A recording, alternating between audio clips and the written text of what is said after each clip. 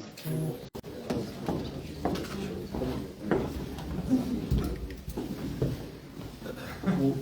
afternoon everyone, and listen, thanks for coming out for us today here at the Hazlehurst fire station.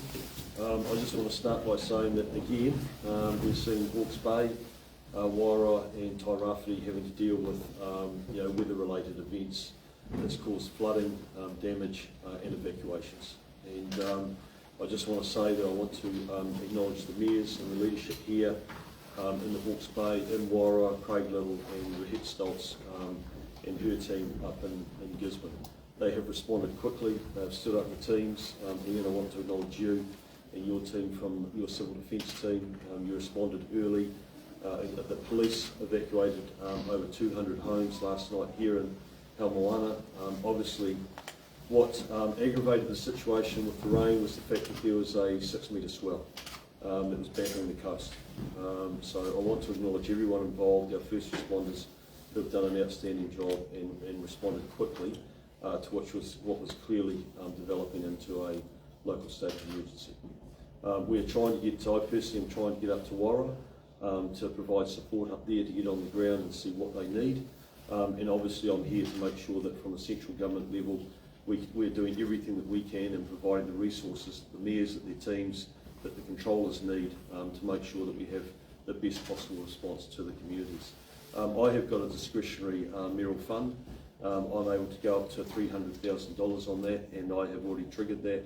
So there'll be $100,000 coming to the Hastings Council, $100,000 to Waira and Craig Little and his team, and $100,000 to Gisborne, just to give them a bit of money in the initial response, and especially looking after those that have been displaced and having to be evacuated. With that, I'll turn to Her Worship Mayor Sandra, who can maybe add to those comments. Kia ora koutou. I just want to acknowledge our community and everybody that stood up our community emergency hub last night and worked through the night to make sure our community was safe. Just the understanding and the support everyone gave each other. We had a practice a couple of months ago.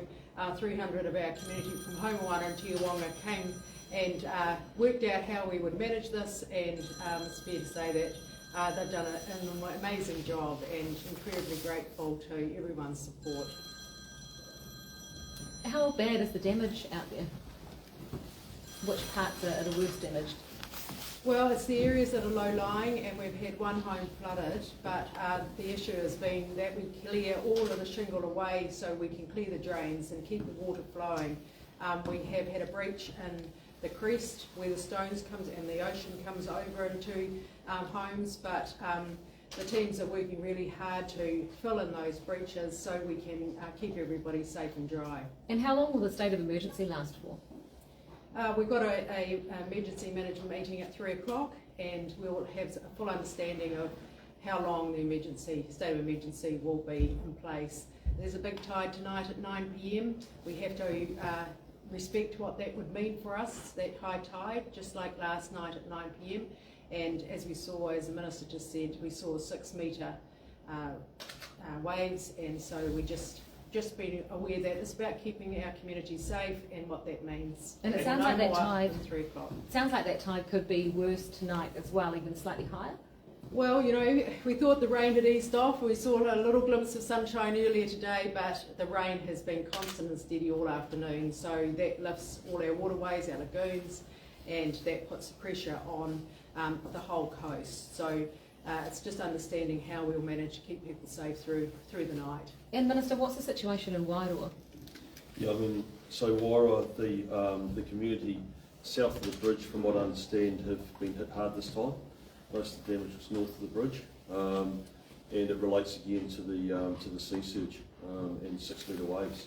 So once I'm on the ground, I'll be able to obviously get around and visualise and see exactly what the damage is. But the reports are they definitely have damage there. They've got people out of their homes in the Memorial Hall, and you know, it's pretty catastrophic for them. They continue to get hit without a doubt. So getting up there now is my priority. Do you know what the damage is? Is it to bridges, houses, infrastructure? It's, from what I understand, it's flooding. So it is flooding. Relates to the river. Obviously, there's been a lot of water come down the river, but also it's been exacerbated by the swell and those 6 metre swells that have been hitting right up the coast. The power's turned off in Wairoa, turned back on. Are you expecting it to go off again as the swells increase? Well, I think that the power has been controlled in terms of risk. So, and I would expect that to continue to happen throughout the day. Some residents have attributed flooding in Wairoa to the bar not being lowered or opened earlier. Why couldn't it be opened earlier specifically by the regional council? Thank you, and just want to send our condolences to those in Wairoa, particularly the 3 young men who lost their lives while on boat. So we acknowledge their whānau today as well. So in terms of the bar, the last 36 hours, we've had contractors on site trying to open that mouth. It's quite complex. You need to open one, shut the other, because there are 2 pathways the river runs. So we have had contractors, they've had to stop being inundated and unsafe. But we know that in the last 3 hours that river has opened at the mouth, and that river flow is receding in the Wairoa River. Are there any injuries at all? I have had there's no reports to me of any injuries. Like I said to you, I think that what happened here is there was an immediate response. They stood up very quickly and responded very quickly, and what that means is you immediately reduce the risk to the community. I mean, the police overnight evacuated over 200 properties here.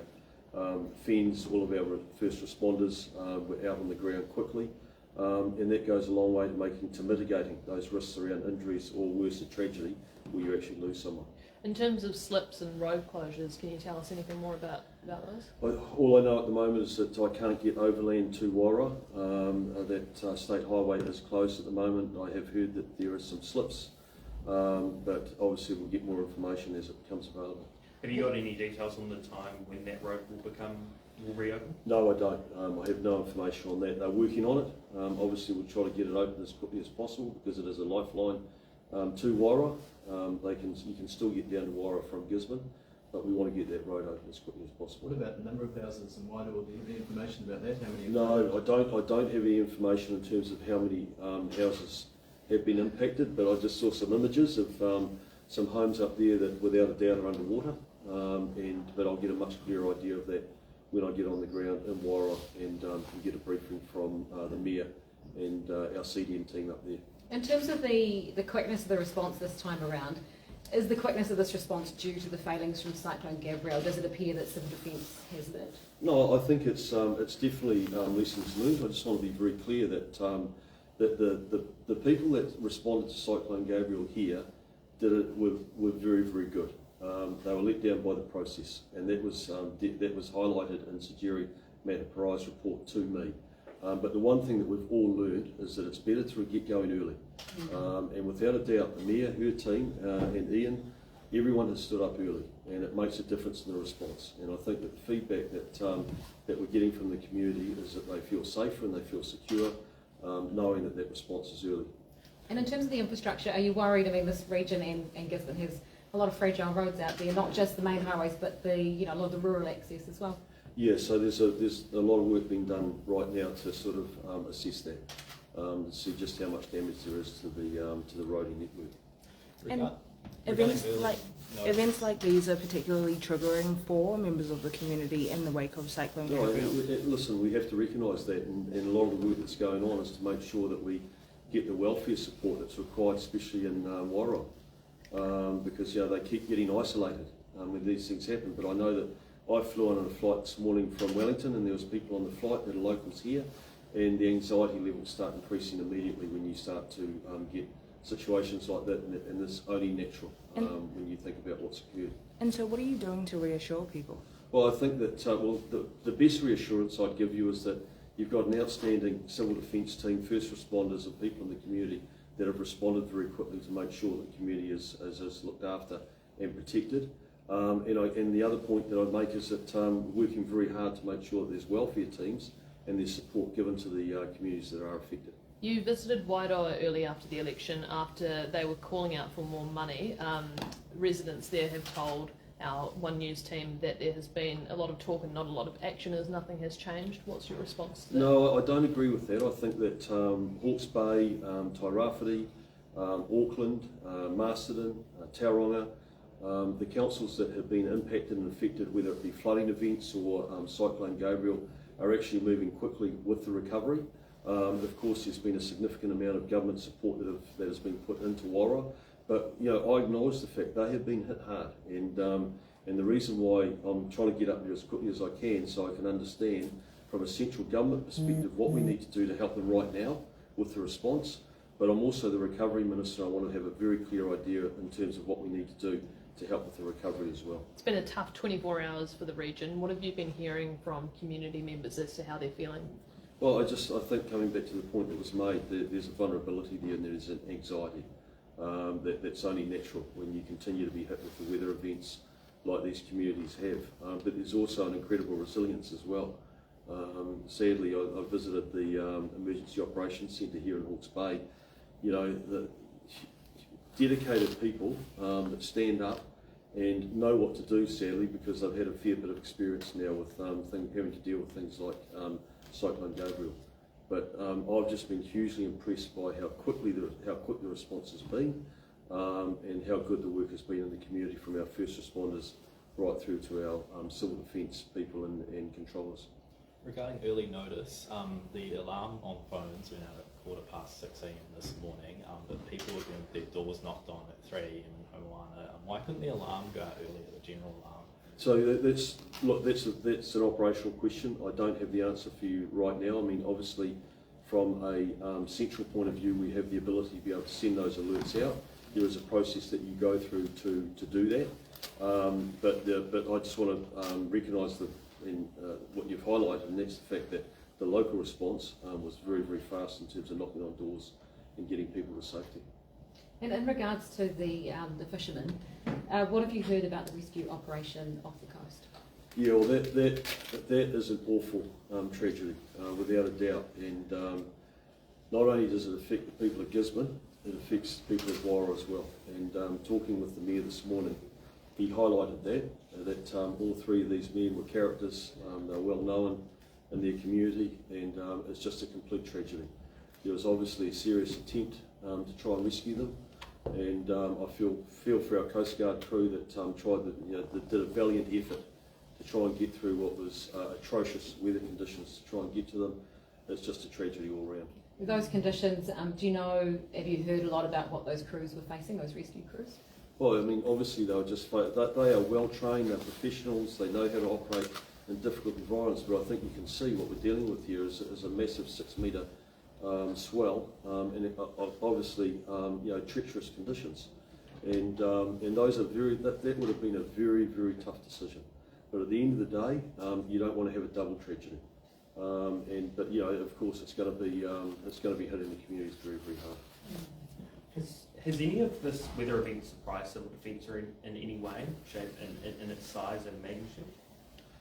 No, I don't think so. I think that when you're dealing with Mother Nature in these events, you can clearly see that that's something that weather forecasts are not a perfect science, and things can change very, very quickly. And I think that's why, again, I acknowledge the Mayor, the Council, and our civil defence team that stood up very quickly. Do you know if there's any risk to the substation in Wairoa? I haven't had an update on that in terms of the substation in Wairoa. I know that the pump stations here were overwhelmed initially, but there's been some very good work done, and I think that they're back up and able to cope with the water that's coming through. And Mayor Hazlehurst, quite a specific question for you, but one family I talked to that lives just next door to the fire station here said they've been complaining to the council for decades now about the drains and the need for them to be fixed. She said you promised you'd do that and you haven't, which is why her property's flooded. What's your response to that? Well, there's a real vulnerability with our stormwater in Homoana, and we've had submissions to our long-term plan, and our council has to consider, that along with everything else at the moment, and it's all pretty overwhelming, the vulnerability of our transport network, our waters, our local waters, and so, this is part of our process of, where the priorities lie, and there's an awful lot to do at the moment. Seeing as her property's flooded again, will you be looking into this problem after this event? Absolutely. In fact, in our long-term plan, there are two parts, Haumwana and Tiaronga, that we are going to be considering, how we move forward to keep the community safe and protect them. But, the most amazing part was that, people decided to go and stay with friends and family. They understood, they knew what they needed to do, and they got on and did it. And so, that's, people have got on with their lives here, and that's the resilience that our communities have faced, and that's the standing up of 31 new community hubs, which is fantastic, and the leadership that we're seeing in our amazing volunteer fire brigade here today, and all of these people work together, and we're all under civil defence emergency management, we're all responsible, and the community here is incredible. Are you expecting any more evacuations over the coming hours? No, so we still have the state of emergency in place, and as I said, the team will be working at 3 o'clock to understand all the technical, whether we leave the state of emergency in place or it gets lifted. But everybody's quite concerned about the high tide tonight at 9 p.m. and when that should be lifted. So those considerations will be made after this big meeting with all the agencies at 3 p.m. Yeah, just around that as well, what's your message to the community over the next 12 to sort of 24 hours, particularly around that high tide tonight? Well, I think just continue to check the CDM website for advice. Listen to the advice, and please be compliant with our first responders out there that are trying to do their jobs, the contractors that are out there trying to do their jobs. And I just want to reinforce the message that the Mayor gave around, in terms of us as a country responding to these things, everyone has got a responsibility.